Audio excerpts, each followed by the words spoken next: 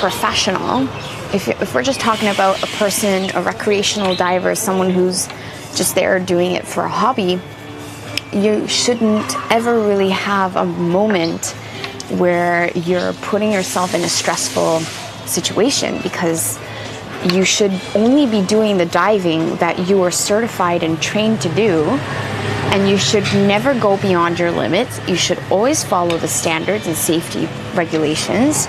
You should always be diving with a professional who will be there to guide you, to help you.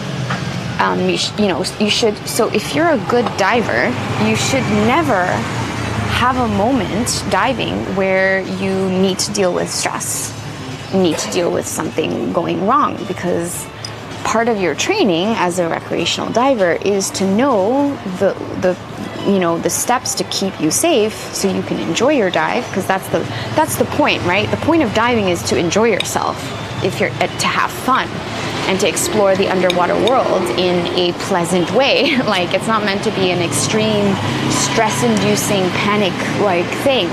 It's meant to be a leisure. So if you're doing everything properly, it should be a relaxing, beautiful experience. So when mistakes happen, then it's like highly unlikely. And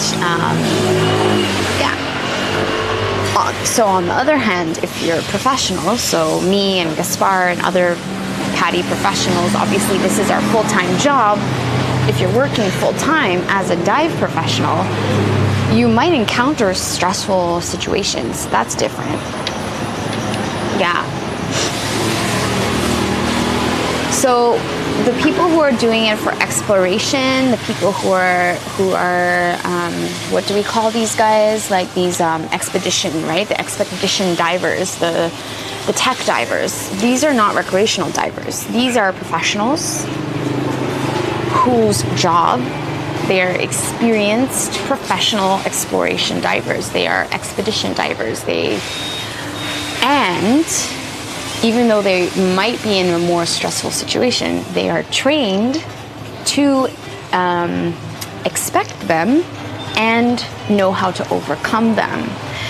Do you know what I'm saying? So, just like a professional, like for example, a random person like you or me, or I don't know, is not trained to hike Mount Everest, right? We're not professional mountaineers.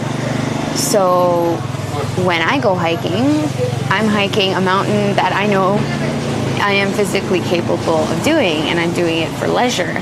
But that doesn't mean that I'm gonna go hike up Mount Everest. That's the difference. So there are divers who are expedition divers, similar to mountaineers who are doing Mount Everest. There are the scuba divers who are doing these, like, people here, for example, we know a guy, and there's this exploring team, and they find old, like, antique warships and stuff, and they go dive and, like, recover antique, like, artifacts and, real life, like, Indiana Jones kind of stuff. But that's their profession. Yeah, know your limits. Exactly. Hello, Tribal. What's up?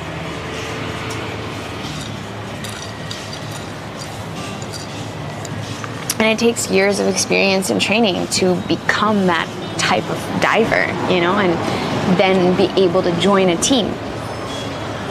Gaspar was telling you about how he got bit by a triggerfish. Yeah, gosh.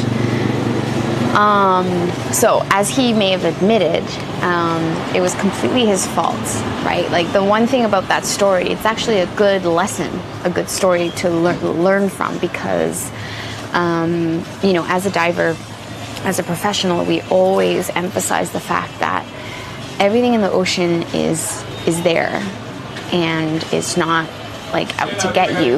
Like, they're not waiting to attack, As long as you're respecting the environment, you're a guest in the ocean, right?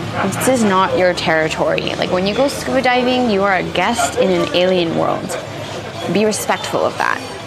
Don't touch anything, don't agitate any creatures, don't try and mess up whatever just enjoy, watch, observe, enjoy things from a distance. Don't try and touch shit. Don't take anything. Those are like the top number one rules of diving, right? Because things will not attack you, but if you touch something, it might sting you. Or if you go and irritate a territorial fish, it might attack you, right? Because it's just doing its job. It's defending its nest, and that's what happened to Gaspar. He went up to a triggerfish, and it was completely his fault to go and approach the fish in the way he did. And the fish mate, so the male triggerfish, came at him, bit him, and dragged him out of the nest. Because I guess Gaspar swam towards the female and towards the nest. So the male was doing his job. Yo, stay away from my woman, and came and took Gaspar by the face and dragged him out of the nest. Those fish are like the one fish that are very territorial in the water. The others are not that bad. It's just that one. Gotta be careful. I've never really seen triggerfish super